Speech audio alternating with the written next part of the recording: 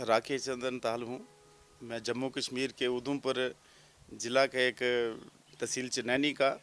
और ये छोटा सा मेरा एक बैकवर्ड गांव है बाई। मैं वहाँ का रहने वाला हूँ, निवासी हूँ। तो सबसे पहले पूरे देशवासियों को मेरी तरफ से जय श्री राम। और जैसा आपने पूछा कि 1992 में हम जहाँ राम मंदिर का ये सोच के हम लोग यहाँ से गए थे कि भाई कार सेवा के लिए हम लोगों ने जाना, तो सबसे पहले हम यहाँ से 4 लोग चनैनी से जाकर के उधमपुर में, और उधमपुर से हमको 70 लोग थे 1992 के अंदर, और हम 29 के 30 दिसंबर को यहाँ से जम्मू से चले गए थे। और डॉक्टर मुरली मनोहर जोशी जी उस समय भारतीय जनता पार्टी के राष्ट्रीय अध्यक्ष थे, तो उन्होंने वहाँ हमें रवाना किया था, और हम 31 दिसंबर को हम वहाँ पहुँचे थे। और बड़ा ही एक अद्भुत दृश्य वो था, देखने लायक था, कि मैं अपने आप को सौभाग्यशाली मानता हूँ कि उस दिन हम कार सेवा करने का मौका हम लोगों को मिला। तो आज हम उस पीढ़ी पे हैं कि जिनको राम मंदिर निर्माण होते हुए, और आज प्राण प्रतिष्ठा जो हमारी 22 जनवरी को होगी प्रभु राम की, और अपने मंदिर में वो भव्य मंदिर में विराजेंगे, तो ये हम लोग देख रहे हैं। और 500 वर्षों के संघर्ष के बाद मैं ये समझता हूँ कि बहुत सारी हमारी पीढ़ियाँ ऐसी जो संघर्ष में खप गई हैं, जिन्होंने तपस्या की, तप किया, और उनकी इच्छा थी कि ये राम मंदिर निर्माण जो होना चाहिए लेकिन नहीं हो पाया। तो हम अपने आप को सौभाग्यशाली मानते हैं, क्योंकि मैं जम्मू कश्मीर के एक बहुत ही दूर दराज क्षेत्र का रहने वाला हूँ, और उस समय कार सेवा करने का मौका मेरे लिए एक बहुत ही बड़ा सौभाग्य का वो पल था। और आज मैं बड़ा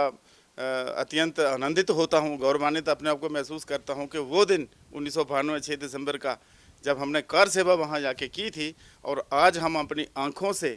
प्रभु राम जी का मंदिर जो है वो बनता हुआ देख रहे हैं। और हमें इस बात का अफसोस भी है कि बहुत सारे हमारे ऐसे पूर्वज, तो मैं याद करूं कि हमारे अशोक सिंघल जी, जो उस समय विश्व हिंदू परिषद के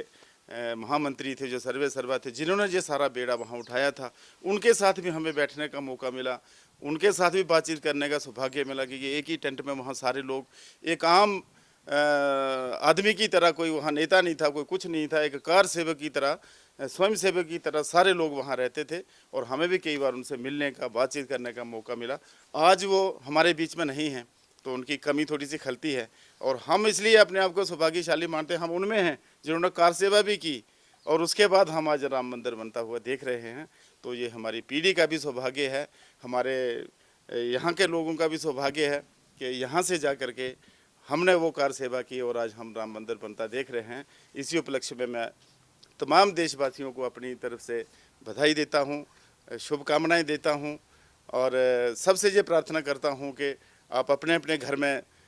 दीपावली उस दिन मनाएं, और प्रभु राम जी की पूजा करें। जैसे हमारी इच्छा थी कि हम भी सह परिवार अयोध्या जाते 22 जनवरी को, लेकिन प्रधानमंत्री मोदी जी ने जैसे अपील की है कि वहाँ इतनी व्यवस्था नहीं हो सकती कि लाखों की तादाद में लोग आएंगे, तो उसके मद्देनज़र हमने ये सोचा है कि हम भी अपने घर में ही परिवार के साथ इसको दीपावली के रूप में मनाएंगे। और हमने एक कार्यक्रम रखा है अपने मंदिर में 22 जनवरी को, एक अच्छा कार्यक्रम जिसमें आम समाज के लोगों को हमने बुलाया है। तो हम यहाँ पूजा अर्चना करेंगे, और लाइव जो टेलीकास्ट होगा उसको भी हम देखेंगे। और इसके साथ साथ मैं आपको बताऊँ, आपने जैसे पूछा कि कोई दृश्य अगर आपको याद हो, तो मैं अयोध्या के उन लोगों को नमन करना चाहता हूँ कि जिस समय 1992 के अंदर हम कार सेवा के लिए वहाँ गए थे, और यथाशक्ति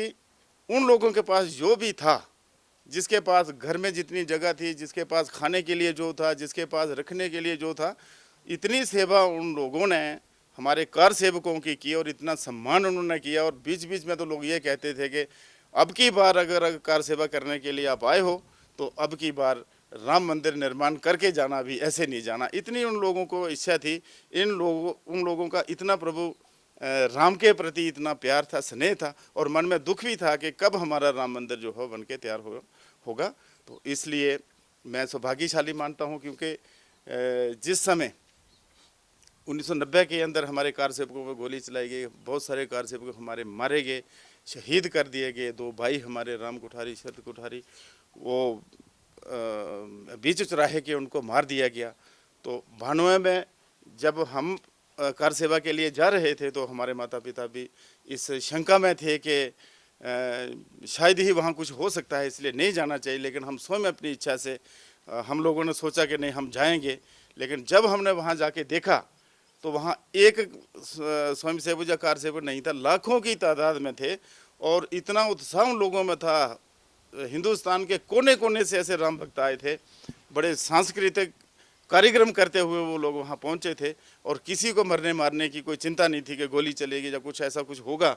तो किसी ने कोई परवाह नहीं की और बड़े मज़े के साथ और एक राममय माहौल के साथ उन्होंने वहाँ कार सेवा की। और ये सारी चीज़ें देख करके हमें लगा कि नहीं, हम जम्मू कश्मीर से एक दूरदराज गांव से आए हैं, हम अकेले नहीं हैं, हमारे साथ ये इतनी दुनिया है और ये सारे राम भक्त हैं, जो इनके साथ होगा हमारे साथ भी हो जाएगा, देखा जाएगा, कोई बात नहीं। तो उसमें बहुत सारी हिम्मत हम लोगों को पड़ी। लेकिन आज हम अपनी आँखों से राम मंदिर का निर्माण होते देख रहे हैं, बहुत ही बढ़िया। और अयोध्या में तो हर दिन ही दिवाली होती है, लेकिन हमारे जैसे लोगों को भी ये अवसर मिल रहा है कि हम 22 जनवरी को इस अवसर को, इस शुभ पर्व को हम दीपावली के रूप में मनाएं। और मैं सभी गाँव वासियों को भी, अपने जम्मू कश्मीर के वासियों को भी, तमाम माताओं बहनों से और तमाम समाज के लोगों से ये विनती करता हूँ कि उस दिन को कि इस तरीके से मनाया जाए ताकि हमारी आने वाली पीढ़ियाँ भी